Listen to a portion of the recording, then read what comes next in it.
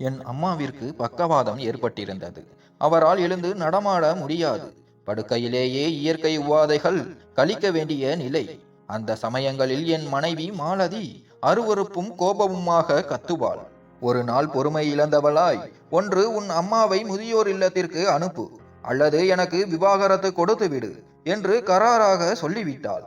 என் குடும்பம் சிதறிவிடக் கூடாதே என்ற சுயநலத்தில் நான் என் வீட்டை தக்க வைத்துக் கொண்டு என்னை பெற்ற தாயை முதியோர் இல்லத்திற்கு அனுப்பிவிட்டேன். போகும்போது என் அம்மா கதறி துடித்து அழுதார். ஆனால் நான் கல் நெஞ்சக்காரனாக அவரை விட்டுவிட்டு திரும்பினேன். காலம் சுழன்றது. திடீரென்று என் நிலைமை மோசமானது. கையில் காசு இல்லாமல் ஒருவேளை சோற்றுக்கே திண்டாடும் நிலை வந்தது. என் ஏழ்மையை கண்டு வெறுத்து போன மாலதி என்னை விட்டு நிரந்தரமாக பிரிந்து சென்று விட்டாள். தனிமையில் வாடிய நான் என் அம்மாவை மீண்டும் அழைத்து வரலாம் என்று முதியோர் இல்லத்திற்கு சென்றேன். ஆனால் அங்கே எனக்கு காத்திருந்த அதிர்ச்சி என் உயிரையே உறைய வைத்தது. ஏனென்றால் அந்த துயர சம்பவங்கள் நடப்பதற்கு முன், அதாவது அம்மாவை முதியோர் இல்லத்தில் சேர்ப்பதற்கு முன் நடந்த ஒரு நாள் என் நினைவில் நிழலாடுகிறது. அன்று வழக்கம் போல் அலுவலகத்தில் வேலை பளுவை சுமந்து கொண்டு களைப்புடன் வீடு திரும்பிக் கொண்டிருந்தேன். கோடை வெயில் அதன் உச்சத்தில் இருந்தது. மனதிலோ ஆயிரம் குழப்பங்கள். வீட்டு வாசலை அடைந்ததும் உள்ளே ஏதோ ஒரு பொருள் கீழே விழும் சத்தம் கேட்டது. அந்த சத்தம் என் நெஞ்சில் இனம் புரியாத ஒரு பதற்றத்தை உண்டாக்கியது. அவசரமாக கதவை திறந்து கொண்டு நேராக அம்மாவின் அறைக்கு ஓடினேன். அம்மா எப்போதும் போல் கட்டிலில் படுத்திருந்தார். ஆனால் இன்று அவர் கண்களில் ஏதோ வித்தியாசம் தெரிந்தது. பல வருட சோகத்தை மொத்தமாக தேக்கி வைத்தது போல கண்கள் ஈரம் கசிந்து கலங்கி இருந்தன. நான் பதறியபடி அவர் அருகில் சென்றேன். அவருடைய பலவீனமான நடுக்கம் கொண்ட கைகள் என்னை நோக்கி நீண்டன. அவர் என் தலையை மெதுவாக வருடினார். அந்த தேடுதலில் என் இதயம் ஒரு கணம் நின்று துடித்தது. அந்த வருடுதலில் ஒரு புகார் இருந்தது. ஆழமான வலி இருந்தது. வார்த்தைகள் இல்லாமலே என் காதுகளில் ஒலிக்கும் ஒரு ஊமையான அலறல் இருந்தது. அம்மா ஏதோ சொல்ல முயன்றார். ஆனால் பக்கவாதம் தாக்கிய நாக்கு அவருக்கு ஒத்துழைக்கவில்லை. எல்லாம் சைகைகள் மட்டுமே. கண்கள் மூலமாகவும் துடிக்கும் உதடுகள் மூலமாகவும் அவர் ஏதோ உணர்த்த முயன்றார். அவருடைய பார்வை அடிக்கடி அறை வாசலையும் பிறகு என் மனைவி மாலதியையும் மாறி மாறி பார்த்தது. எனக்கு ஒன்றும் புரியவில்லை. அம்மாவின் கைகளை பற்றி கொண்டு அவர் கண்களையே உற்று பார்த்து கொண்டிருந்தேன். மனதில் ஒரு இனம் புரியாத பயம். அப்போது மாலதி அறைக்குள் நுழைந்தாள். அவள் முகத்தில் எப்போதும் இருக்கும் அதே எரிச்சலும் அலட்சியமும் குடிகொண்டிருந்தன. நான் கோபத்தை அடக்கி கொண்டு கேட்டேன், மாலதி, அம்மா என்ன சொல்ல வர்றாங்க? ஏன் அடிக்கடி உன் பக்கமும் படுக்கை பக்கமும் சைகை காட்டுறாங்க? என்ன ஆச்சு? மாலதி அலட்சியமாக தோள்களை குலுக்கினாள். எனக்கு என்ன தெரியும்? இவங்களுக்கு தான் எப்போ பார்த்தாலும் சைகை காட்டுறதே வேலையா போச்சு. எனக்கு ஒன்னும் புரியல. ஒரு பக்கம் இவங்க நோயை பார்த்து பார்த்து எனக்கே வெறுத்து போச்சு. இப்ப பாரு, மறுபடியும் படுக்கைய அசுத்தம் பண்ணிட்டாங்க. என்னால இதுக்கு மேல இதையெல்லாம் சுத்தம் பண்ண முடியாது என்று வெடித்து தீர்த்தாள். மாலதியின் வார்த்தைகள் கூர்மையான அம்புகளாக என் நெஞ்சில் பாய்ந்தன. ஆனால் சூழ்நிலை என் கையில் இல்லை என்பது எனக்கு தெரியும். ஒரு வேலைக்காரி வைத்து அம்மாவை பார்த்து கொள்ளும் அளவிற்கு என்னிடம் பண வசதி இல்லை. பெருமூச்சுடன் மாலதியிடம் சொன்னேன், சரி விடு, நானே சுத்தம் செய்கிறேன். அதை கேட்ட மாலதி ஒரு ஏளன புன்னகையுடன், ஓ செய்வியா, உன்னால இதெல்லாம் முடியாது, சும்மா இரு என்று சொல்லிவிட்டு விறுவிறுவென்று அறையை விட்டு வெளியேறினாள். நான் அமைதியாக அம்மாவின் அருகில் அமர்ந்தேன். அவர் கண்களில் இருந்து இப்போது கண்ணீர் சத்தமில்லாமல் வழிந்து கொண்டிருந்தது. நான் மெதுவாக படுக்கையை சுத்தம் செய்தேன். அந்த படுக்கை விரிப்பில் இருந்த கரைகள் பல வருடங்களாக எனக்காக அவர் செய்த தியாகங்களின் எச்சமாகவே எனக்கு தோன்றின. சுத்தம் செய்துவிட்டு அவரை மீண்டும் படுக்க வைத்த போது அவர் கண்கள் என்னை நோக்கி திரும்பின. அவர் ஏதோ சொல்ல துடித்தார். உதடுகள் அசைந்தன. ஆனால் வார்த்தைகள் வரவில்லை. அவர் தனது பலவீனமான விரலால் படுக்கை விரிப்பில் ஏதோ எழுத முயன்றார். ஏதோ ஒரு குறியீட்டை வரைவது போல இருந்தது. நான் உற்று பார்த்தேன். ஆனால் ஒன்றும் புரியவில்லை. நான் அவர் கையை பிடித்து கொண்டு, அம்மா, ஏதோ சொல்ல வரீங்கன்னு புரியுது, என்ன விஷயமா சொல்லுங்க என்று கெஞ்சினேன். அவர் மெதுவாக என் மனைவி மாலதி சென்ற திசையை நோக்கி சைகை காட்டினார். பிறகு சட்டென்று தன் உதட்டின் மீது விரலை வைத்து, பேசாதே, அமைதியாக இரு என்பது போல சைகை செய்தார். அந்த நொடி என் உடல் முழுக்க மின்சாரம் பாய்ந்தது போன்ற ஒரு அதிர்வு. என் மீது முழு உரிமையுடன் அதிகாரம் செலுத்தும் என் அம்மா இன்று என்னிடம் எதையோ மறைக்கிறார் அல்லது மறைக்க கட்டாயப்படுத்துகிறார். என் மனதில் கேள்விகள் புயலாக வீசின. அம்மா மாலதியை கண்டு பயப்படுகிறாரா? என்னிடம் ஏதோ சொல்ல வேண்டும், ஆனால் மனைவிக்கு பயந்து சொல்லாமல் இருக்கிறாரா? நான் அவர் நெற்றியில் முத்தமிட்டு, அம்மா, எதுவாக இருந்தாலும் பயப்படாதீங்க, நான் இருக்கேன்ல, நான் எல்லாத்தையும் பார்த்துக்கிறேன், கவலைப்படாதீங்க என்று ஆறுதல் சொன்னேன். ஆனால் அவர் கண்கள் என்னிடம், நீ ரொம்ப தாமதிச்சிட்ட கார்த்திக் என்று சொல்வது போலவே இருந்தது. அன்று இரவு எனக்கு தூக்கமே வரவில்லை. நெஞ்சில் ஏதோ பாறாங்கல் வைத்தது போன்ற உணர்வு. மாலதி அயர்ந்து தூங்கிவிட்டாள். நான் மெதுவாக எழுந்து அம்மாவின் அறைக்கு சென்றேன். அவர் தூங்கிக் கொண்டிருந்தார். ஆனால் ஆழ்ந்த உறக்கத்திலும் அவர் புருவங்கள் சுருங்கி இருந்தன. ஏதோ ஒரு வலி அவரை உள்ளுக்குள் அரித்து கொண்டிருப்பது போல தெரிந்தது. கடந்த சில நாட்களாகவே எனக்கு ஒரு சந்தேகம் வளர்ந்து கொண்டிருந்தது. கண்ணுக்கு தெரியாத ஆனால் உணரக்கூடிய ஒரு மாற்றம் வீட்டில் நடக்கிறது. அம்மாவின் கண்களில் தெரியும் பயம், அவர் நடுங்கும் கைகள், எல்லாவற்றிற்கும் மேலாக மாலதி அறைக்குள் வந்தாலே அம்மா அப்படியே உறைந்து போய் அமைதியாவது. இதையெல்லாம் நான் பார்த்து கொண்டுதான் இருந்தேன். ஆனால் உண்மையை ஏற்றுக்கொள்ளும் தைரியம் இல்லாமல் இருந்தேனோ என்னவோ. மற்றொரு நாள் மாலை அலுவலகம் முடிந்து வரும்போது வாசலிலேயே மெல்லிய விசும்பல் சத்தம் கேட்டது. வேகமாக அம்மாவின் அறைக்கு சென்றேன். கதவை மெதுவாக திறந்த போது அம்மா அழுது கொண்டே மேற்கூரையை விரித்து பார்த்து கொண்டிருந்தார். அங்கே ஏதோ எழுதப்பட்டிருப்பதை அவர் மட்டும் படிப்பது போல இருந்தது அந்த பார்வை. நான் அவர் அருகில் சென்று அமர்ந்து அவர் கைகளை என் கைகளுக்குள் பொதிந்து கொண்டேன். முன்பை விட இப்போது அவர் கைகள் அதிகமாக நடுங்கின. நான் கனிவாக கேட்டேன், அம்மா, என்ன சொல்லணும் சொல்லுங்க, நான் கேட்கிறேன். அவர் உதடுகள் துடித்தன. மிகுந்த சிரமப்பட்டு ஏதோ ஒரு பெரிய ரகசியத்தை உடைக்க முயல்வது போல வாயை திறந்தார். ஆனால் அதே நேரம் மாலதி அறைக்குள் நுழைந்தாள். அவள் நிழல் பட்டதுமே அம்மா ஒரு நொடியில் அமைதியாகிவிட்டார். நான் திடுக்கிட்டு அம்மாவை பார்த்தேன். அவர் கண்களில் அப்பண்டமான பயம் தெரிந்தது. ஏதோ சொல்ல வந்ததை அவசரமாக விழுங்கிவிட்டார். மாலதி வழக்கம் போல மேஜையில் சில துணிகளையும் மருந்து பாட்டில்களையும் வைத்துவிட்டு, மருந்து சாப்பிடுற நேரம் வந்தாச்சு, உங்களுக்கு நேரம் இருந்தா நீங்களே கொடுத்துடுங்க என்று இயந்திரத்தனமாக சொன்னாள். இம்முறை நான் அவளை சற்று கூர்மையாக கவனித்தபடியே, பரவாயில்லை, நான் கொடுக்கிறேன் என்றேன். மாலதி சற்று ஆச்சரியத்துடன் என்னை பார்த்தாள். ஆனால் எதுவும் பேசாமல் திரும்பி சென்றாள். அம்மாவின் முகம் ஏதோ சொல்ல துடித்தது. அவர் பார்வையில் ஒரு புகார் இருந்தது, அல்லது ஒரு கெஞ்சல் இருந்தது. நான் குனிந்து அவர் காதுகளுக்கு அருகில், அம்மா, மாலதி வர்றதுக்கு முன்னாடி சொல்லுங்க, என்ன விஷயம் என்றேன். அம்மா கண்களை மூடி மெதுவாக தலையை மட்டும் அசைத்தார். ஆனால் அந்த மௌனம் 1000 அலறல்களை விட கொடூரமாக இருந்தது. அன்று இரவு திடீரென்று எனக்கு விழிப்பு தட்டியது. மணி இரவு 2. அருகில் பார்த்தேன். படுக்கையில் மாலதியை காணவில்லை. இந்த நேரத்தில் அவள் எங்கே சென்றிருப்பாள்? எனக்குள் குழப்பம் மேலோங்கியது. படுக்கையை விட்டு எழுந்து சத்தம் வராமல் அறையை விட்டு வெளியே வந்தேன். சமையலறையில் இருந்து மாலதியின் குரல் மெல்லியதாக கிசுகிசுப்பாக கேட்டது. அவள் யாருடனோ போனில் பேசிக் கொண்டிருந்தாள். ஆமாம், தினமும் இதே தலைவலி, இதே அழுகை. எனக்கு அழுத்து போச்சு. நான் என்ன இவங்களோட மலத்தையும் சிறுநீரையும் சுத்தம் செய்யற மிஷினா? வாழ்நாள் முழுசும் இவங்க படுக்கைய சுத்தம் பண்ணிக்கிட்டே இருக்கணுமா? நீ ஏன் புரிஞ்சிக்க மாட்டேங்கிற? நானும் மனுஷி தானே, தேவதை இல்லையே. இந்த கிழவி ஏன் இன்னும் சாக மாட்டேங்கிறா? சீக்கிரம் போய் சேர்ந்தா கூட நிம்மதியா இருக்கும். அந்த வார்த்தைகள் என் காதுகளில் ஈயத்தை காட்சி ஊற்றியது போல இறங்கியது. என் கால்கள் அப்படியே உறைந்து போயின. என் இதயம் சுக்குநூறாக உடைந்தது போல் இருந்தது. கால்கள் நடுங்க தள்ளாடியபடியே அறைக்கு திரும்பினேன். அம்மாவின் அருகில் சென்றேன். அவர் விழித்திருந்தார்.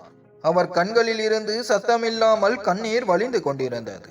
நான் எதுவும் பேசவில்லை. பேச வார்த்தையும் வரவில்லை. அப்படியே அவர் அருகில் அமர்ந்தேன்.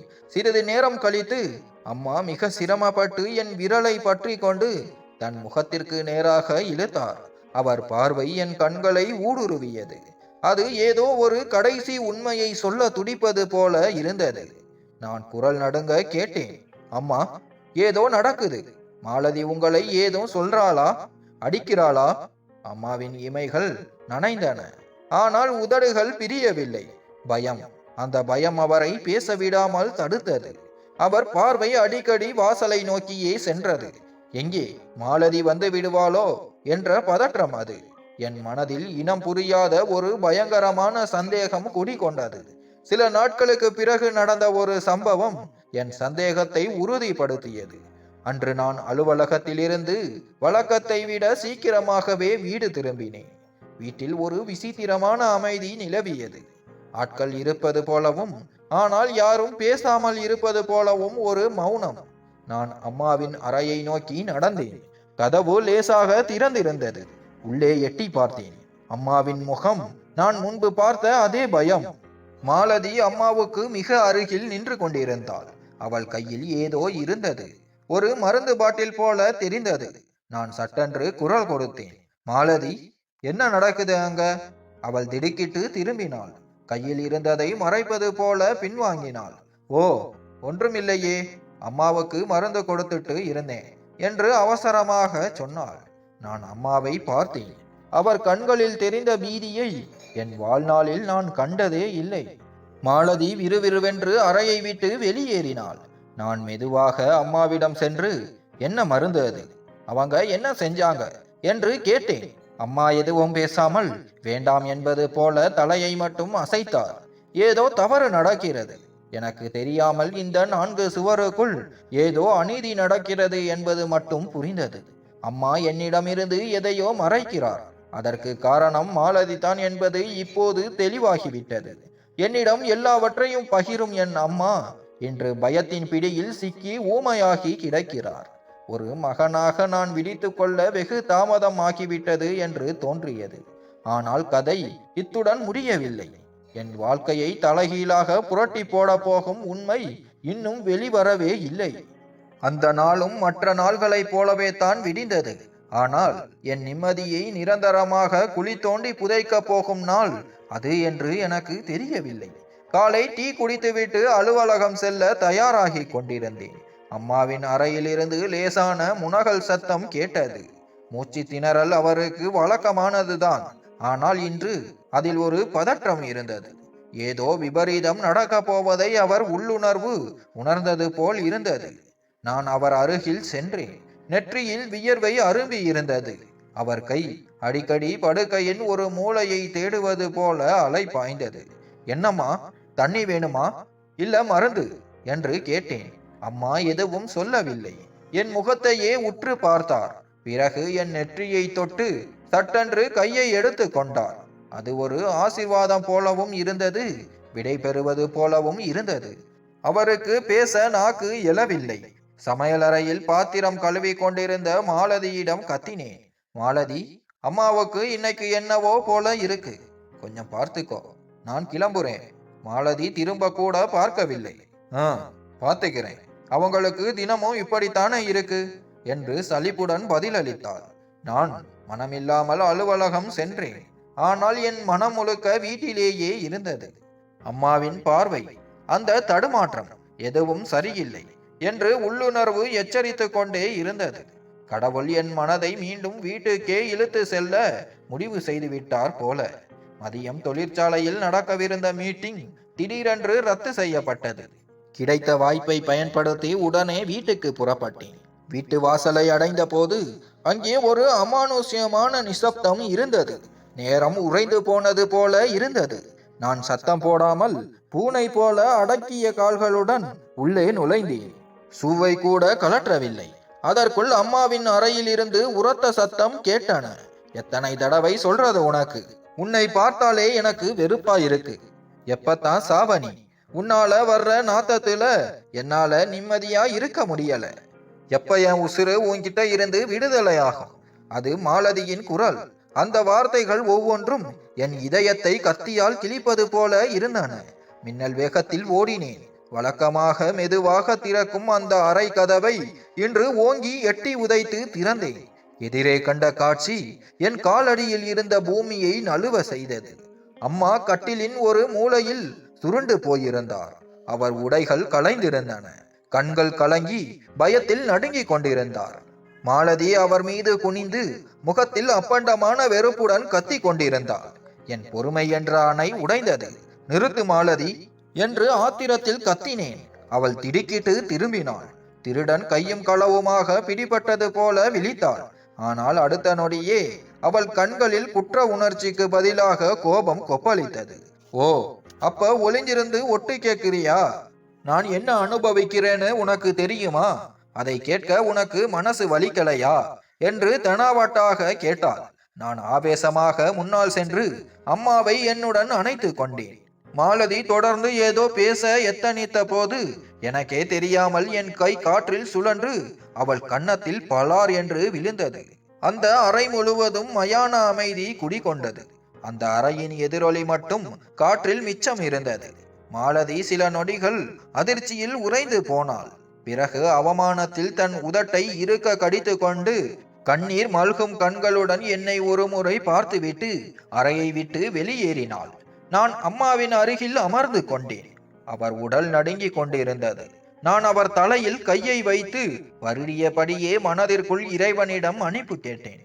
அம்மாவை இத்தனை நாள் தனியாக விட்டதற்கும், மாலதியின் விஷம் தோய்ந்த வார்த்தைகளை பொறுத்து கொண்டதற்கும், எல்லாவற்றையும் கண்டும் காணாமலும் இருப்பதற்கும் மன்னிப்பு வேண்டினேன். அன்று இரவு மாலதி என்னிடம் ஒரு வார்த்தை கூட பேசவில்லை. எங்கள் இருவருக்கும் இடையில் மௌனம் ஒரு பெரும் சுவராக எழுந்து நின்றது. அறை இருளில் மூழ்கி இருந்தது. என் நெஞ்சிலோ இனம் புரியாத பாரம். நான் வரம்பு மீறிவிட்டேனா?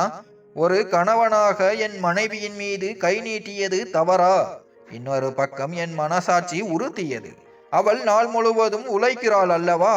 அம்மாவை கவனித்துக் கொள்வது, மணிக்கொரு முறை மருந்து கொடுப்பது, அசுத்தத்தை சுத்தம் செய்வது, சமையல், தூக்கமில்லா இரவுகள் என அவளும் தியாகம் செய்கிறாள் தானே.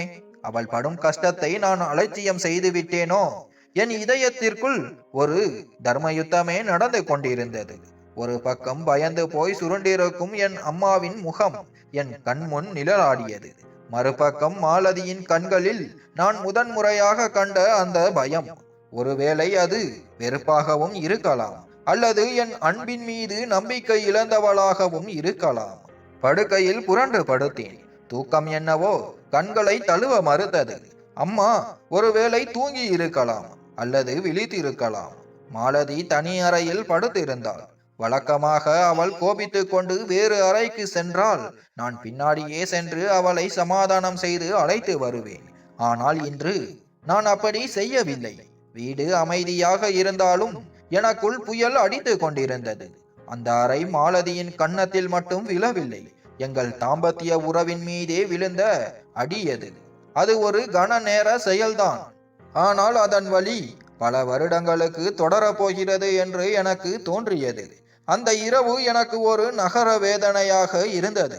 குற்ற உணர்ச்சியும் பாரமும் என்னை தூங்க விடாமல் வதைத்தன. மறுநாள் காலை அந்த அமைதி இன்னும் ஆழமாகி இருந்தது. மாலதி எதுவும் பேசாமல் காலை உணவை மேசையில் வைத்துவிட்டு சென்றாள். அம்மாவின் அறையிலிருந்து மெல்லிய முனகல் சத்தம் கேட்டது. நான் அவசரமாக உள்ளே சென்றேன். அம்மா மேற்கூரையை விரித்து பார்த்து கொண்டிருந்தார். அவர் மூச்சு காற்று கனமாக இருந்தது. கண்கள் சிவந்து முகம் முன்பை விட வாடி போயிருந்தது. அவர் கை படுக்கையின் ஓரத்தில் எதையோ தேடுவது போல தடவியது. நான் அருகில் அமர்ந்து, அம்மா பசிக்குதா என்று கேட்டேன். அவர் உதடுகள் லேசாக அசைந்தன, இமைகள் நனைந்தன. மெதுவாக தலையை ஆட்டினார். அந்த நொடி என் நெஞ்சில் ஒரு சம்பட்டி அடி விழுந்தது. ஒருவேளை நேற்றிரவு சண்டையில் அம்மா எதுவும் சாப்பிட்டிருக்க மாட்டாரோ? என் சந்தேகம் வலியாக மாறியது. உடனே சமையலறைக்கு ஓடினேன். சோற்றை சூடுபடுத்தி குழம்பை ஊற்றி பிசைந்து ஒரு டம்ளர் தண்ணீருடன் அம்மாவின் அறைக்கு வந்தேன். அம்மாவின் எதிரில் அமர்ந்து முதல் கவளத்தை எடுத்து அவர் வாயருகே கொண்டு சென்றேன். அவர் கண்கள் குளமாகின. நான் அமைதியாக ஊட்டிவிட்டேன். அவர் மிக சிரமப்பட்டு மென்று விழுங்கினார். அந்த முதல் வாய் உணவை உண்டதும் அவர் கண்களிலிருந்து கண்ணீர் தாரை தாரையாக வழிந்தது. அம்மா ஒன்றுமில்ல, சாப்பிடுங்க நான் இருக்கேன்ல என்று அவர் கண்ணீரை துடைத்துவிட்டு தண்ணீரை பருக கொடுத்தேன். அவர் என் கையை பற்றி கொண்டார். நடுக்கம் கொண்ட அந்த கைகளின் பிடி எனக்கு உணர்த்தியது. நன்றி மகனே, நீ ரொம்ப தாமதமா வந்திருக்க, ஆனாலும் வந்துட்டியே, அது போதும். எனக்கும் அறியாமல் என் கண்களில் கண்ணீர் வழிந்தது. அவர் கையை எடுத்து என் நெற்றியில் ஒற்றி கொண்டேன். இத்தனை காலம் என் மனைவியின் சௌகரியம், என் வேலை, சமூக கடமைகள் என்று ஓடிக்கொண்டு அம்மாவின் இருப்பை ஒரு சுமையாக, ஒரு கடமையாக மட்டுமே பார்த்திருக்கிறேன். ஆனால் இன்றுதான் உணர்கிறேன், இது வெறும் கடமை அல்ல, கடவுளே சாட்சியாக நின்று போற்றும் உன்னதமான பந்தம் இது. அம்மா ஒவ்வொரு கவலமாக சாப்பிட்டார்.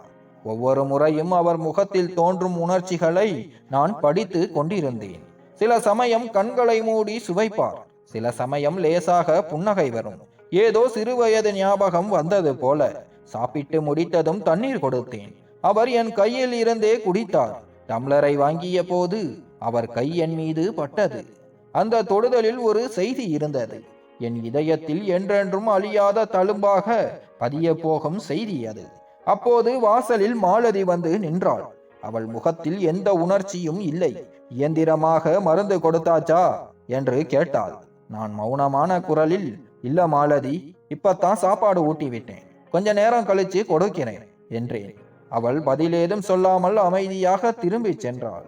அம்மா அவளை பார்த்து கொண்டிருந்தார். அம்மாவின் கண்கள் உடனடியாக வாசலை நோக்கியே பார்த்தன. அதே பயம், அதே பதற்றம்.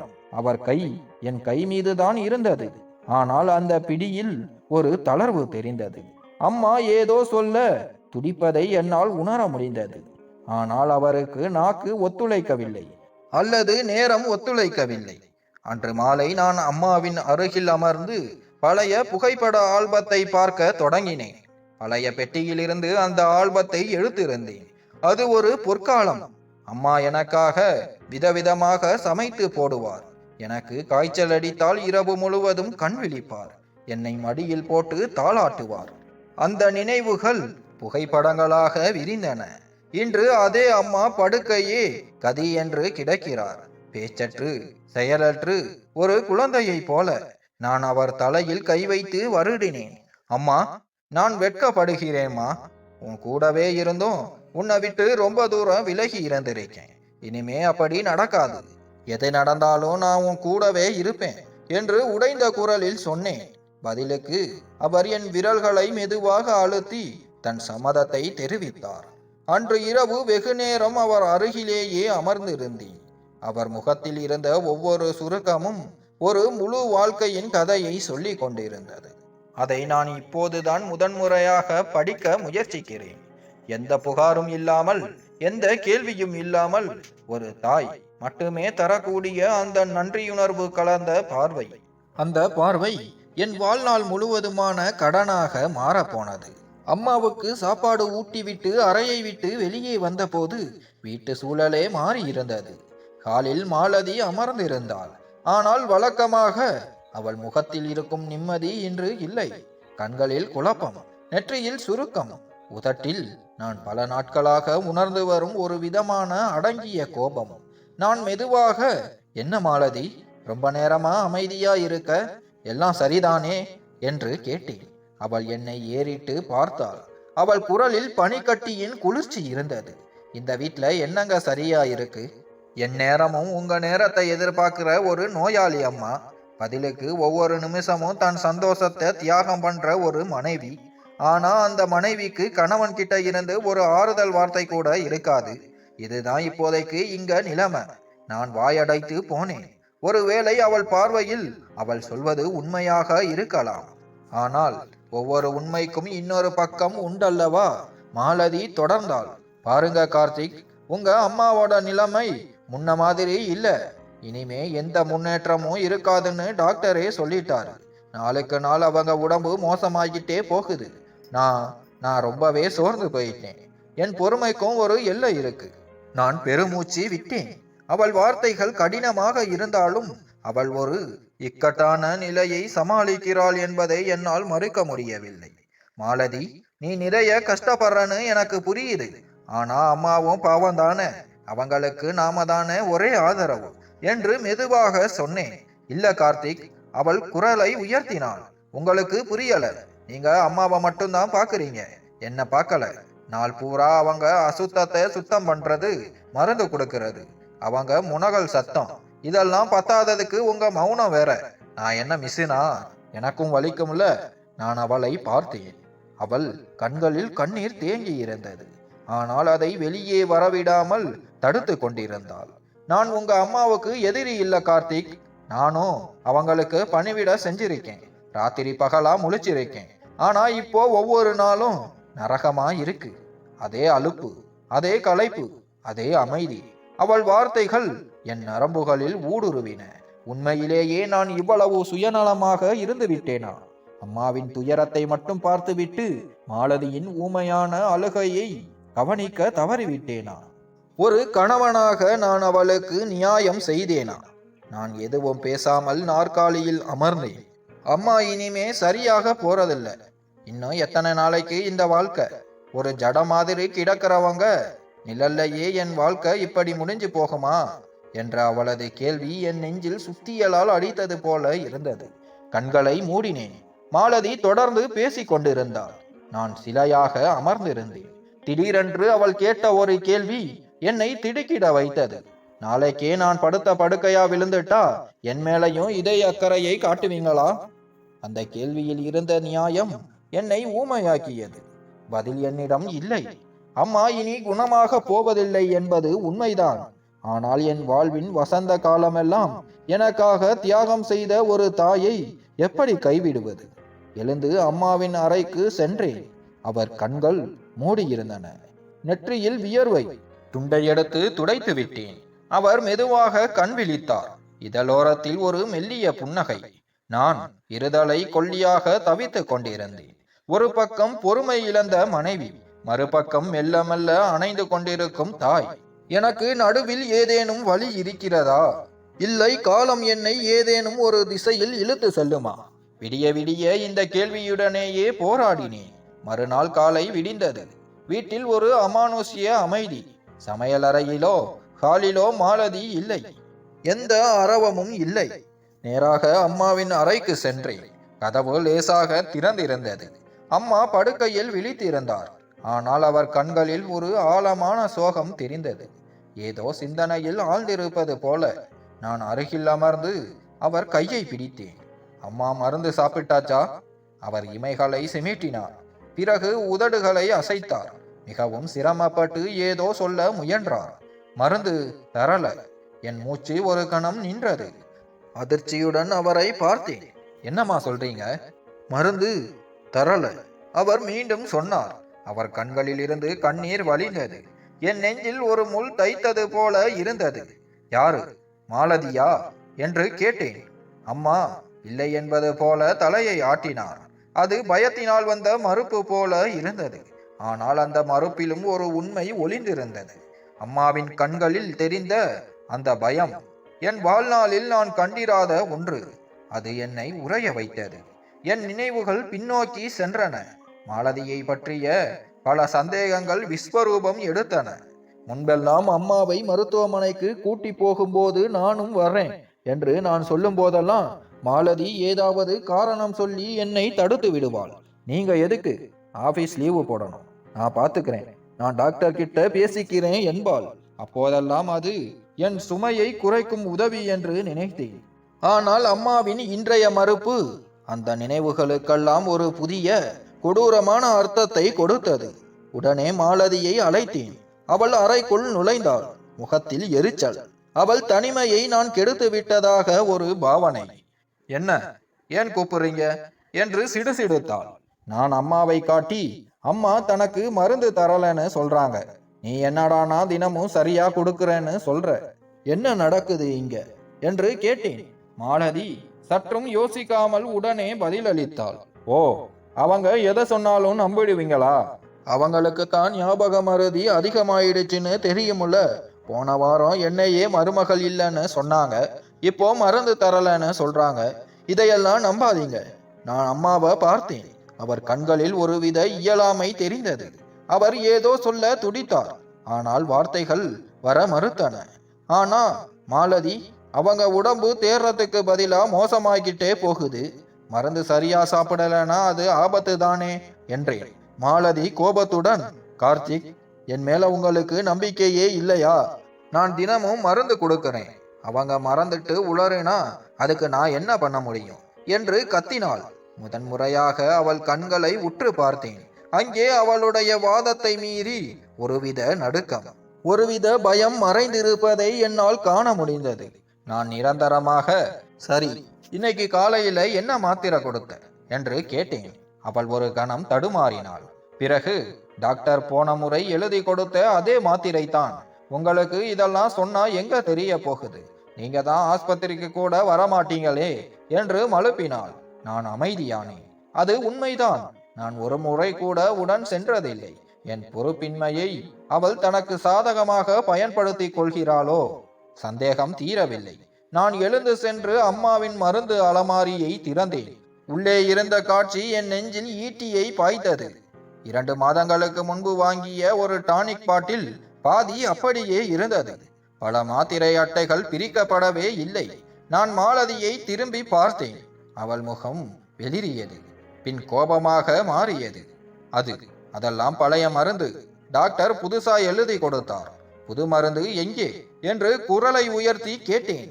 அது தீர்ந்து போச்சு என்று முணுமுணுத்தார். இப்போது எனக்கு எல்லாம் தெளிவாகிவிட்டது. இங்கே ஏதோ மறைக்கப்படுகிறது. அம்மாவுக்கு சரியான சிகிச்சை அளிக்கப்படவில்லை என்பது மட்டுமே உறுதி. மீண்டும் அம்மாவின் அருகில் அமர்ந்தேன். அவர் உதடுகள் நடுங்கின. அவர் மெதுவாக என் கையை பற்றி கொண்டு கண்களாலேயே ஒரு கேள்வியை கேட்டார். மகனே, நீ உண்மையிலேயே என் பிள்ளை தானே? அந்த கேள்வி என்னை சிக்குநூறாக உடைத்தது. ஒரு மகனாக தாய்க்கு செய்ய வேண்டிய கடமையிலிருந்து தவறிவிட்டேனே. பெற்ற தாயின் உரிமையை என் மனைவியின் அலட்சியத்திற்கு காவு கொடுத்து விட்டேனே. அம்மா கையில் என் முகத்தை புதைத்து கொண்டு மனதிற்குள் சபதம் எடுத்தேன். இனி எதுவும் மறைக்கப்படாது. மாலதியின் பொய்களும், இந்த மூடப்பட்ட மருந்து பாட்டில்களும், அம்மாவின் மௌனமும், எல்லாவற்றிற்கும் இன்று முறிவு கட்டுவேன். அன்று மாலை அலுவலக வேலையை முடிக்காமலேயே பாதியிலேயே கிளம்பிவிட்டேன். வழி முழுவதும், கடவுளே, அம்மாவுக்கு எதுவும் ஆகிவிடக் கூடாது என்று வேண்டிக் கொண்டே வந்தேன். வீட்டு கதவை திறந்ததும் ஒரு விசித்திரமான அமைதி என்னை வரவேற்றது. டிவியின் சத்தம் இல்லை. மாலதியின் நடமாட்டம் இல்லை. அம்மாவின் அறையில் இருந்து வரும் அந்த முனங்கல் சத்தமும் இல்லை. இதயம் படபடவென அடித்து கொள்ள அம்மாவின் அறைக்கு ஓடினேன். கதவு லேசாக திறந்திருந்தது. உள்ளே கண்ட காட்சி என் காலடியில் இருந்த பூமியையே பிளப்பது போல் இருந்தது. அம்மா தரையில் குப்புற விழுந்து கிடந்தார். கட்டிலிலிருந்து உருண்டு விழுந்திருக்க வேண்டும். அவர் மூச்சு திணறி கொண்டிருந்தது. கைகள் விரிக்கப்பட்டு ஆடைகள் புழுதியில் புரண்டிருந்தன. அம்மா என்ற என் அலறல் அந்த வீட்டை உலுக்கியது. ஓடி சென்று அவரை தூக்கினேன். அவர் நெற்றியில் காயம் பட்டு ரத்தம் கசிந்திருந்தது. உதடுகள் வறண்டு போயிருந்தன. அந்த வழியிலும் அவர் கண்கள் என்னை அடையாளம் காண முயற்சித்தன. மாலதி என்று ஆக்ரோசமாக கத்தினேன். சமையலறையிலிருந்து சலிப்புடன் குரல் வந்தது. இப்போ என்னாச்சு? ஏன் இப்ப கத்துறீங்க? அம்மா கீழே விழுந்து கிடக்குறாங்கடி என்று கத்தினேன். அவள் அறைக்குள் வந்தாள். அம்மாவை ஒரு முறை அலட்சியமாக பார்த்தாள். பதறவில்லை, துடிக்கவில்லை. சே, மறுபடியும் ஆரம்பிச்சிட்டாங்களா? இதெல்லாம் சும்மா டிராமாங்க. என்ன உங்க முன்னாடி வில்லியா காட்டுறதுக்காக வேணும்னே கீழே விழுந்திருக்காங்க. இது அவங்க பழக்கம் என்றால் கூசாமல். நான் அம்மாவின் முகத்தில் இருந்த தூசியை துடைத்து கொண்டே அவளை பார்த்தேன். அவள் சொன்ன வார்த்தைகள் என் காதுகளில் விஷத்தை காய்ச்சி ஊற்றியது போல் இருந்தது. என்னடி சொல்ற? ஒரு நோயாளி, நடக்க முடியாதவங்க வேணும்னே விழுவாங்களா என்று நம்ப முடியாமல் கேட்டேன். ஆமா, வேற என்ன? நான் எத்தனை தடவை இவங்களை தூக்கி படுக்க வச்சிருக்கேன் தெரியுமா? எல்லாம் நடிப்பு என்றாள் அவள். அவள் கண்களில் தெரிந்த அந்த இரக்கமற்ற குணம் என் பொறுமையை எல்லை மீற செய்தது. இனிமேல் என்னால் இது முடியாது என்று சொல்லிவிட்டு மாலதி நகர்ந்தாள். அம்மா இப்போது என் மடியில் கிடந்தாள். நான் மெதுவாக அவர் தலையை என் மார்போடு அணைத்து கொண்டேன். அவர் கண்களிலிருந்து ஒரு சொட்டு கண்ணீர் வழிந்து என் கையில் விழுந்தது. நான் நிமிர்ந்து மாலதியை பார்த்து கேட்டேன், இதுவும் நாடகமா மாலதி? இந்த கண்ணீரும் நடிப்பா? மாலதி பதில் பேசவில்லை. ஒருவேளை என் குரலில் இருந்த அந்த வலி அவளை ஒரு கணம் வாயடைக்க செய்திருக்கலாம். நான் அம்மாவை மிக மிக எச்சரிக்கையாக தூக்கினேன். கட்டிலில் படுக்க வைத்தேன். அவரை தூக்கும் போது அவர் உடலில் எலும்புகள் உரசும் சத்தம் கேட்டது. அது அவர் உடல் மட்டுமல்ல, அவர் நம்பிக்கையும் உடைந்து விட்டதை காட்டுவது போல் இருந்தது. அவர் கால்களை தடவிவிட்டு கைகளை நேர் செய்து போர்வையை போர்த்தினேன். அம்மாவின் முகம் ஏதோ சொல்ல துடித்தது. ஆனால் நாக்கு ஒத்துழைக்கவில்லை. அவர் கண்கள் மட்டும் என் கண்களை ஊடுருவி பார்த்து கொண்டிருந்தன. மகனே, இன்னும் கொஞ்சம் மிச்சம் இருக்கு, அதையாவது காப்பாத்திக்கோ என்று சொல்வது போல் இருந்தது அந்த பார்வை. அறையில் மயான அமைதி நிலவியது. மாலதி எதுவும் சொல்லாமல் திரும்பி சென்றாள். அவள் நடந்து செல்லும் சத்தம் என் இதயத்தில் இடியாய் இறங்கியது. ஒவ்வொரு அடியும் நான் புனிதமாக கருதிய இந்த உறவிலிருந்து அவள் வெகு தூரம் விலகி செல்வதையே உணர்த்தியது. சமையலறைக்கு சென்று வெந்நீர் எடுத்து வந்தேன். மென்மையான துணியை அதில் நனைத்து அம்மாவின் முகத்தை துடைக்க தொடங்கினேன். அவர் கன்னத்தில் மண் ஒட்டி இருந்தது. நெற்றியில் இருந்த காயம் நேரம் ஆக ஆக கருத்து கொண்டே போனது. நான் அவர் முகத்தில் இருந்த ஒவ்வொரு கரையை துடைக்கும் போதும் என் இதயத்தில் ஒரு அழியாத கரை படிந்து கொண்டிருப்பதை உணர்ந்தேன். மிகவும் வெண்மையாக கேட்டேன், அம்மா சொல்லுங்கம்மா, எப்படி விழுந்தீங்க? அவர் கண்களில் நீர் தழும்பியது. ஆனால் உதடுகள் இறுக மூடியிருந்தன. மெதுவாக தலையை மட்டும் அசைத்தார். அந்த அசைவு இப்போ கேட்டு என்ன ஆக போகுது, எல்லாம் முடிஞ்சு போச்சு கார்த்திக் என்று சொல்வது போல் இருந்தது. நான் உள்ளுக்குள் உடைந்து போனேன். அன்று இரவு மாலதி என் முன்னால் வந்து நின்றாள். இத பாருங்க, என் மேல உங்களுக்கு நம்பிக்கை இல்லைனா இனிமே உங்க அம்மாவை நீங்களே பார்த்துக்கிறது தான் நல்லது. என்னால இதுக்கு மேல முடியாது. உங்களுக்கு என்ன பிடிக்கல, எப்பவும் உங்க முன்னாடி தான் ஒரு அபாக்கியவாதி மாதிரி காட்டுறாங்க. நீங்களும் என் கஷ்டத்தை புரிஞ்சிக்காம அவங்க கண்ணீரை மட்டும்தான் நம்புறீங்க என்று கராராக சொல்லிவிட்டாள். நான் மறு வார்த்தை பேசவில்லை. இரவு முழுவதும் வீடு உறக்கத்தில் ஆழ்ந்திருந்த போது நான் அம்மாவின் படுக்கைக்கு அருகிலேயே அமர்ந்திருந்தேன். அவர் முகத்தையே பார்த்து கொண்டிருந்தேன். பிடிந்ததும் நானே அம்மாவுக்கு கஞ்சி காய்ச்சினேன், ஊட்டிவிட்டேன், மருந்து கொடுத்தேன்.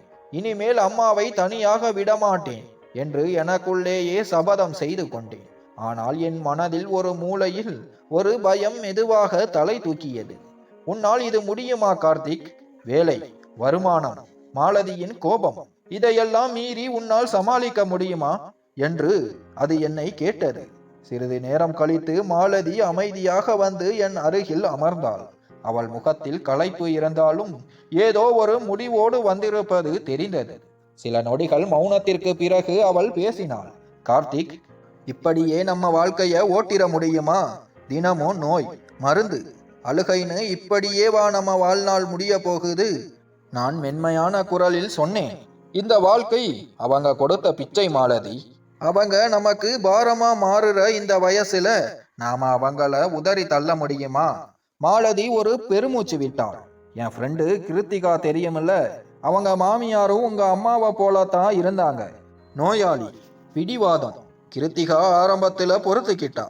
அப்புறம் ஒரு முடிவு பண்ணா. தன் வாழ்க்கையை வீணாக்க கூடாதுன்னு நினைச்சு மாமியார ஒரு நல்ல முதியோர் இல்லத்துல சேர்த்துட்டா. எனக்கு தூக்கி வாரி போட்டது. அதிர்ச்சியுடன் அவளை பார்த்தேன். என்ன சொல்ற? அம்மாவை அநாத ஆசிரமத்துல சேர்க்க சொல்றியா? முழுசா கேளுங்க கார்த்திக். கிருத்திகாவோட மாமியார் அங்க ரொம்ப சந்தோஷமா இருக்காங்களாம். அவங்கள பார்த்துக்க ஆளுங்க இருக்காங்க. நேரத்துக்கு சாப்பாடு, மருந்து எல்லாம் கிடைக்குது. கிருத்திகாவும் அவ புருஷனும் இப்ப நிம்மதியா இருக்காங்க. வீட்டுல அமைதி இருக்கு. நான் தலை குனிந்து கொண்டேன். வார்த்தைகள் தொண்டையில் சிக்கி கொண்டன. ஒரு பக்கம் மாலதியின் பேச்சு, அதில் வசதியும் நடைமுறை யதார்த்தமும் இருந்தது. மறுபக்கம் நேற்று தரையில் விழுந்து கிடந்த என் அம்மாவின் பரிதாபமான உருவம். அம்மா அங்க சந்தோஷமா இருப்பாங்கன்னு நினைக்கிறியா என்று மிக தாழ்ந்த குரலில் கேட்டேன். மாலதி தோலை குலுக்கினாள். நம்ம வாழ்க்கை என்ன வாழ்க்கை கார்த்திக்? ராத்திரி பகலா கஷ்டப்படுறோம், ஆனா நிம்மதி இல்லை. உங்க அம்மா விழுந்தா கூட நீங்க என்ன குற்றவாளி மாதிரி பாக்குறீங்க. நமக்குன்னு ஒரு வாழ்க்கை வேண்டாமா? எனக்குன்னு ஆசை, கனவு எதுவும் இருக்க கூடாதா? நான் அமைதியாக இருந்தேன். அவள் கேள்விகளில் நியாயம் இருந்தது. ஆனால் அம்மா என் மீது வைத்திருக்கும் அந்த பாசம், அந்த கண்களில் தெரியும் நம்பிக்கை, அதை என்ன செய்வது? நான் உங்க அம்மாவை வெறுக்கல கார்த்திக். அவங்க நல்லா இருக்கணும் தான் சொல்றேன். நம்மளால அவங்கள இனிமே சரியா கவனிக்க முடியாது. அங்க அவங்க பாதுகாப்பா இருப்பாங்க, நாமளும் நிம்மதியா வாழலாம் என்றாள் மாலதி. நான் ஆழ்ந்த மூச்சு விட்டேன். என் மனதிற்குள் ஒரு உண்மையை ஒப்புக்கொண்டேன். ஆம், நான் களைத்து விட்டேன். உடல் ரீதியாக அல்ல, மன ரீதியாக. ஒவ்வொரு நாளும் ஒரு போராட்டம்.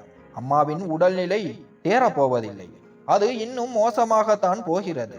என்னிடம் மாற்று வழி இல்லை. அன்று இரவு அம்மாவின் அறைக்கு சென்றேன். அவர் விழித்திருந்தார். அவர் பார்வை மேற்கூரையில் இருந்து விலகி என் கண்களில் நிலைத்தது.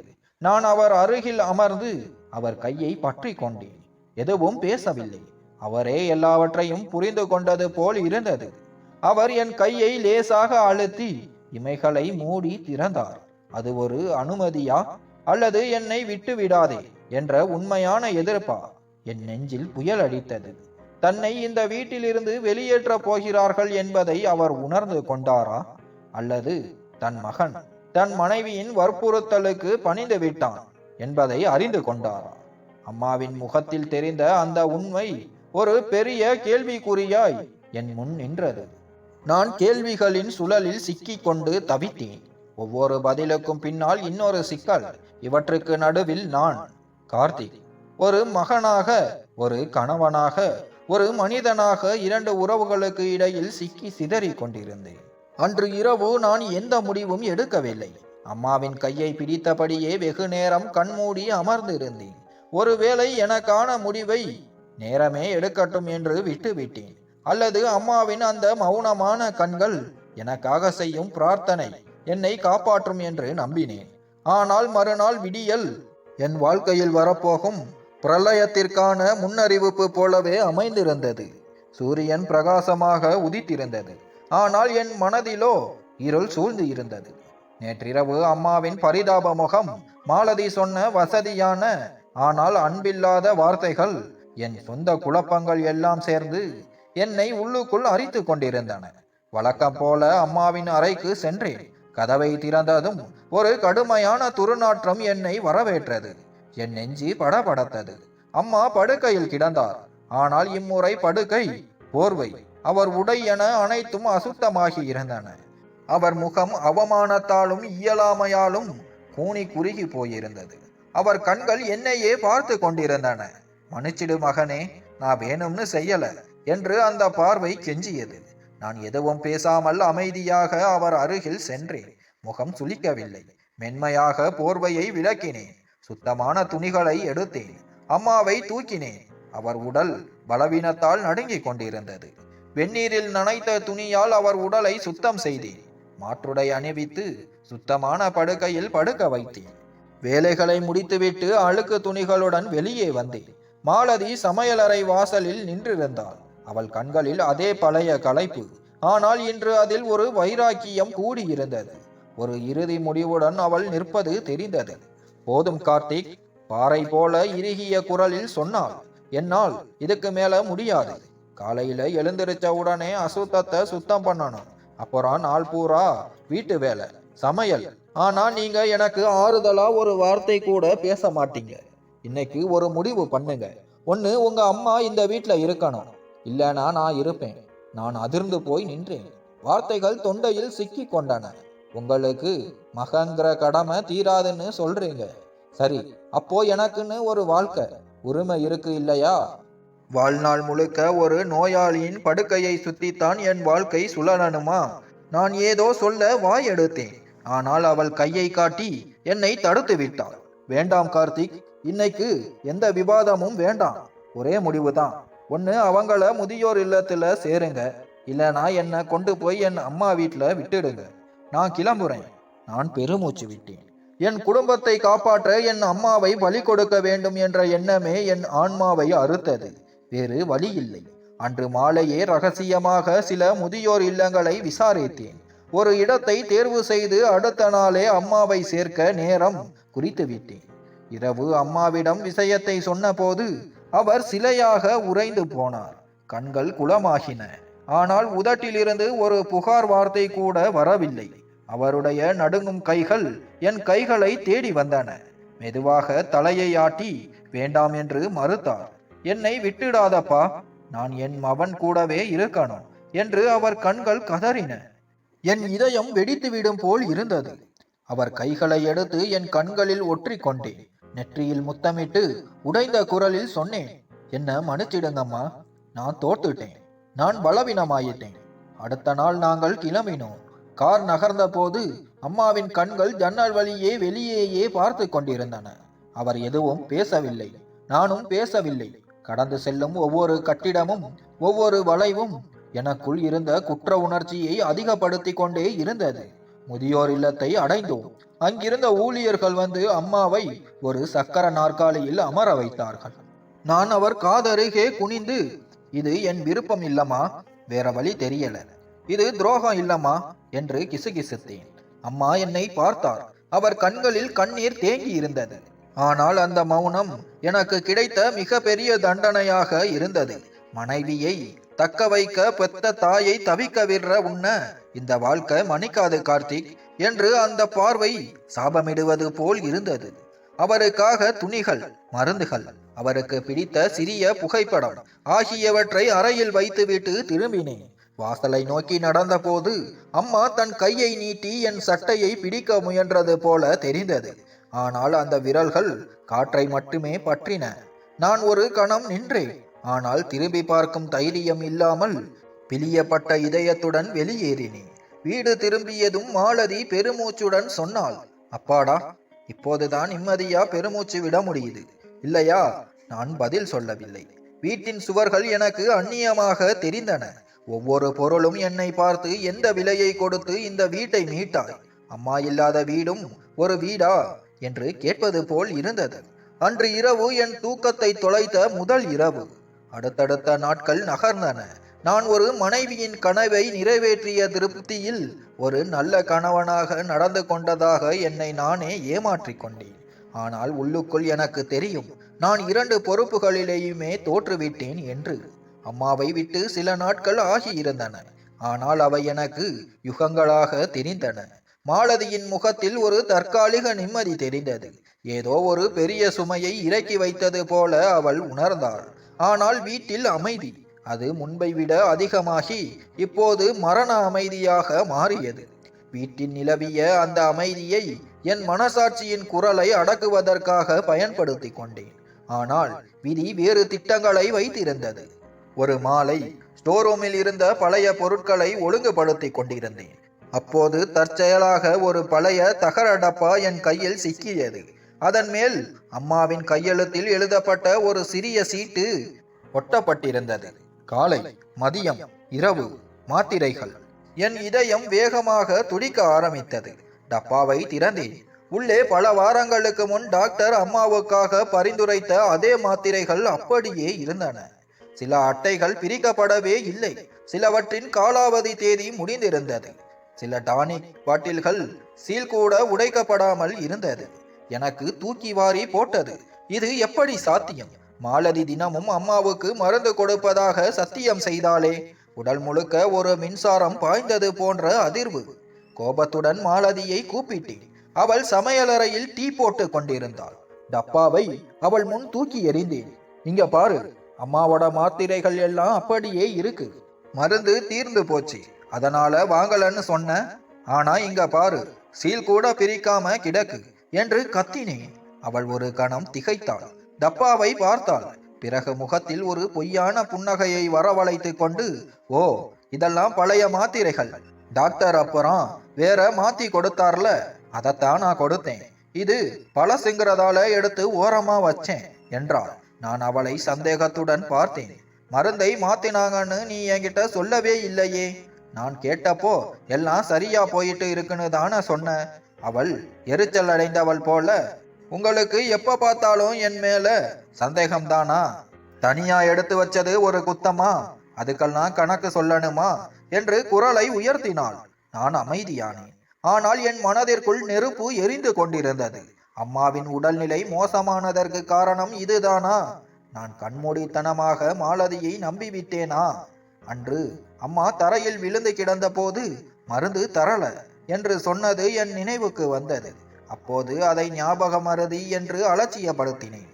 ஆனால் இப்போது அது நிதர்சனமான உண்மை என்று புரிகிறது. உடனே காரை எடுத்துக்கொண்டு முதியோர் இல்லத்திற்கு விரைந்தேன். அங்கே தோட்டத்தில் சக்கர நாற்காலியில் அம்மா அமர்ந்திருந்தார். வெயிலின் தாக்கத்தில் அவர் முகம் வாடியிருந்தது. என்னை பார்த்ததும் அவர் கண்களில் ஒரு பிரகாசம் வந்தது. பல வருடங்களுக்கு பிறகு தன் சொந்தத்தை பார்ப்பது போல மகிழ்ச்சி அது. ஓடிச் சென்று அவர் முன் மண்டியிட்டேன். அவர் கைகளை பிடித்தேன். எலும்பும் தோலுமாக இருந்த அந்த கைகள் நடுங்கின. ஆனால் அந்த தொடுதலில் இருந்த பாசம் கொஞ்சமும் குறையவில்லை. அம்மா, உங்களுக்கு மருந்து எல்லாம் நேரத்துக்கு கிடைக்குதா என்று மெதுவாக கேட்டேன். அவர் இமைகளை சிமிட்டினார். பிறகு மெதுவாக தலையை ஆட்டினார். முன்னாடி இல்ல. இந்த வார்த்தைகள் அவர் உதடுகளிலிருந்து மெலிதாக வெளிவந்தன. என் ஆன்மாவே ஆடி போனது. யாருமா மருந்து தரல என்று கேட்க நினைத்தேன். ஆனால் அம்மாவின் மூச்சு வாங்கியது. பழைய பயம் மீண்டும் அவர் முகத்தில் நிழலாடியது. நான் அவரை சமாதானப்படுத்தி தண்ணீர் கொடுத்து சிறிது நேரம் அருகில் அமர்த்தினேன். அவர் ஏதோ சொல்ல முயன்றார். ஆனால் வார்த்தைகள் வரவில்லை. திரும்பும் வழியில் மாலதி வழக்கமாக அம்மாவை அழைத்து செல்லும் அந்த டாக்டரின் கிளினிக்கு சென்றேன். பழைய ரெக்கார்டுகளை தேடி எடுக்க சொன்னேன். மருந்து பட்டியலை பார்த்தேன். பிறகு என்னிடம் இருந்த டப்பாவில் இருந்த மருந்துகளையும் பார்த்தேன். என் சந்தேகம் உண்மையானது. டாக்டர் ஆரம்பத்தில் எழுதிய அதே மருந்துகள் தான் இப்போதும் பரிந்துரைக்கப்பட்டுள்ளன. மருந்தில் எந்த மாற்றமும் செய்யப்படவில்லை. டாக்டரிடம் கேட்டேன், டாக்டர், அம்மாவுக்கு நடுவுல மருந்த மாத்தினீங்களா? அவர் மறுத்தார். இல்லையே மிஸ்டர் கார்த்திக், உங்க அம்மாவோட நிலைமைக்கு மருந்த மாத்த வேண்டிய அவசியமே வரல. அவங்க இங்க வர்ற வரைக்கும் ஒரே மருந்து தான் கொடுத்தோம். என் கை முஷ்டிகள் தானாகவே இறுகின. மாலதி அப்பண்டமாக பொய் சொல்லி இருக்கிறாள். நான் யாரை அதிகம் நம்பினேனோ அவளே என் தாயின் உயிருடன் விளையாடி கொண்டிருக்கிறாள். வீட்டிற்கு வந்தேன். மாலதியின் முன் டாக்டரின் ஃபைலை தூக்கி போட்டேன். அவள் முகம் வெளிரி போனது. பயம், கோபம், இயலாமை என எல்லாம் கலைந்து அவள் முகம் மாறியது. ஓ, அப்ப நான் ராட்சசின்னு சொல்றீங்களா? உங்களுக்கு உங்க அம்மா தான் உலகம், நான் ஒரு குற்றவாளி, அப்படித்தானே என்று கத்தினாள். ஆமா, நான் தப்பு செஞ்சிட்டேன். சில நாள் மருந்து கொடுக்க முடியல, மறந்துட்டேன். அதுக்காக என்ன கொல்ல போறீங்களா? என்ன மாலதி பேசுற? என் அம்மா மேல உனக்கு கொஞ்சம் கூட இரக்கம் வரலையா? ஒரு உயிரோட விளையாடி இருக்க, என்ன இருட்டுல வச்சிருக்க. அவள் அமைதியானாள். அந்த அமைதியில் அம்மா அனுபவித்த ஒவ்வொரு வழியையும் நான் உணர்ந்தேன். என் கண்கள் கலங்கின. அம்மா எத்தனையோ முறை சொல்ல முயற்சித்திருக்கிறார், சைகை காட்டி இருக்கிறார். ஆனால் நான் அவற்றை புரிந்து கொள்ளாமல் மனைவியின் பேச்சை நம்பி மோசம் போய்விட்டேன். இப்போது எல்லாம் தெரிந்துவிட்டது. ஆனால் இழந்தவற்றை மீட்க முடியுமா? நான் என் தாயிடமிருந்து பறித்த நிம்மதியை திருப்பி கொடுக்க முடியுமா? தெரியவில்லை. ஆனால் இந்த தாமதமான உண்மை என் வாழ்நாள் முழுவதற்கும் ஒரு வடுவாக மாறிவிட்டது. அன்றே ஒரு முடிவெடுத்தேன். இனி நான் அமைதியாக இருக்க போவதில்லை. மறுநாளே அம்மாவை முதியோர் இல்லத்திலிருந்து திரும்பி அழைத்து வர ஏற்பாடுகளை செய்ய தொடங்கினேன். அவரை வீட்டிற்கு அழைத்து வந்து என் கைகளால் அவருக்கு பணிவிடை செய்ய விரும்பினேன். ஒருவேளை அப்படி செய்தால் நான் இழைத்த அநீதிக்கு சிறிதளவாவது பரிகாரம் தேட முடியும் என்று நம்பினேன். ஆனால் விதி என் நோக்கத்தை சோதிக்க வேறு ஒரு திட்டத்தை வைத்திருந்தது போல. அடுத்த நாள் காலை நான் தொழிற்சாலைக்கு சென்றபோது வாசலில் இருந்த காவலாளி பதறி அடித்து கொண்டு ஓடி வந்தான். ஐயா, உள்ளே தீப்பிடிச்சு எரியுதுங்க என்று அலறினான். என் கண்முன் இருள் சூழ்ந்திருந்தது. பைத்தியம் பிடித்தவன் போல உள்ளே ஓடினேன். கிடங்கில் பற்றிய தீ வானத்தை தொடும் அளவுக்கு கொழுந்துவிட்டு எரிந்து கொண்டிருந்தது. புகை மண்டலம் எல்லா இடங்களிலும் பரவி இருந்தது. ஊழியர்கள் தீயை அணைக்க போராடி கொண்டிருந்தார்கள். தீயணைப்பு துறைக்கும் தகவல் சொல்லியாச்சு. ஆனால் எல்லாம் கைமீறி போய்விட்டது. எதை காப்பாற்றலாம் என்று நினைத்தேனோ அது இப்போது வெறும் சாம்பல் குவியலாகி கிடந்தது. என் பல வருட உழைப்பு, இரவும் பகலுமாக சிந்திய வியர்வை, என் கனவுகள் அனைத்தும் என் கண் முன்னாலேயே எரிந்து சாம்பலாகின. அந்த விபத்து என்னை உள்ளுக்குள் முழுமையாக உடைத்து போட்டது. சில நாட்களில் காப்பீடு கிடைக்கும், நிலைமை சரியாகிவிடும் என்று என்னை நானே தேற்றிக் கொண்டேன். ஆனால் மெல்ல மெல்ல எல்லா நம்பிக்கைகளும், எல்லா வாசல்களும் அடைக்கப்பட்டன. கடன் தொல்லை, அவமானம், விரக்தி, கடைசியில் என் உடலும் அந்த அதிர்ச்சியை தாங்க முடியாமல் சரணடைந்தது. ஒரு இரவு தலை பயங்கரமாக வலிக்கத் தொடங்கியது. பார்வை மங்கியது. கைகள் தன்னிச்சையாக நடுங்கின. அடுத்த நொடி உணர்வற்று தரையில் சரிந்தேன். கண் விழித்த போது மருத்துவமனையில் இருந்தேன். மருத்துவர் மாலதியை வெளியே அழைத்து சென்று பேசினார். பிறகு என்னிடம் வந்து, மிஸ்டர் கார்த்திக், உங்களுக்கு லேசான பக்கவாதம் தாக்கி இருக்கு, பயப்பட வேண்டாம், மருந்து பிசியோதெரபி கூடவே நல்ல ஓய்வு இருந்தா குணமாகிடலாம் என்றார். நான் கண்களை மூடிக்கொண்டேன். என் உடல் மட்டுமல்ல, என் கனவுகளும் இப்போது முடங்கிவிட்டன. 2 நாட்களுக்கு பிறகு மாலதி என் முன் வந்து நின்றாள். ஒரு நோயாளிக்கு தேவையான பரிவு அவள் முகத்தில் இல்லை. இத பாருங்க கார்த்திக், நான் உங்க அம்மாவை கவனிச்சுக்கத்தான் இந்த வீட்டுக்கு வந்தேன். ஆனா இப்போ உங்களையும் சுமக்கிற பொறுப்பை என்னால ஏத்துக்க முடியாது. என் வாழ்க்கைய நான் இப்படி வீணாக்க விரும்பல என்று முகத்தில் அடித்தார் போல் சொன்னாள். என் உதடுகள் நடுங்கின. என்ன சொல்ற மாலதி? தெளிவாகத்தான் சொல்றேன். ஒரு முடமா கிடக்கிற புருஷனை பார்த்துக்க நான் வரல. எனக்கும் கனவுகள் இருக்கு. உங்க கூட வாழ்ந்த வரைக்கும் எனக்கு கஷ்டம் மட்டும்தான் மிச்சம். நான் எதுவும் பேசவில்லை. அவளை ஒரு அந்நியரை பார்ப்பது போல பார்த்து கொண்டிருந்தேன். சில நாட்கள் கடந்தன. அவள் எப்போதாவது வருவாள். இயந்திரத்தனமாக உணவை வைப்பாள், மருந்து கொடுப்பாள், போய்விடுவாள். ஒரு நாள் நான் நடக்க முயற்சி செய்து கொண்டிருந்த போது வாசலில் சிரிப்பு சத்தம் கேட்டது. மாலதியின் உறவுக்காரர் அங்கே உட்கார்ந்து சிரித்து கொண்டிருந்தான். மாலதி உள்ளே வந்தாள். நிதானமாக, நான் விவாகரத்துக்கு மனு செஞ்சிருக்கேன். இனிமே நமக்குள்ள எந்த ஒட்டும் இல்ல, உறவும் இல்ல. ஆமா, நான் இவரைத்தான் கல்யாணம் பண்ணிக்க போறேன். இவர் என்ன சந்தோஷமா பார்த்துக்குவார். உங்களை போல இவர் எனக்கு பாரமா இருக்க மாட்டார் என்றாள். அதுதான் என் மீது விழுந்த கடைசி அடி. ஒரு மகனாக தாயை காப்பாற்ற முடியவில்லை. ஒரு கணவனாக மனைவியை தக்க வைக்க முடியவில்லை. ஒரு மனிதனாக என்னையே என்னால் காப்பாற்றிக் கொள்ள முடியவில்லை. மாலதி கடைசியாக கதவை சாத்திவிட்டு சென்றபோது வீடு மட்டுமல்ல, என் வாழ்க்கையே சூனியமானது. அம்மாவும் இல்லை, மனைவியும் இல்லை, தொழிலும் இல்லை, ஆரோக்கியமும் இல்லை. நான் ஒரு நிழலாக இருளில் கரைந்து போனேன். படுக்கையில் கிடந்து மேற்கூரையை விரித்து பார்த்து கொண்டிருந்தேன். மனதில் ஒரே ஒரு ஆசைத்தான் எஞ்சி இருந்தது. அம்மாவிடம் ஒரே ஒரு முறை மன்னிப்பு கேட்க வேண்டும். அவர் என் கையை பிடித்து பரவாயில்லடா மகனே என்று சொல்ல வேண்டும். ஆனால் என்னுடன் இருந்தது தனிமை மட்டும்தான். அன்று இரவு எனக்கு உதவி செய்து கொண்டிருந்த பூர்ணிமா என்ற நர்ஸை அழைத்தேன். சகோதரி, எனக்கு ஒரு உதவி செய்வீர்களா?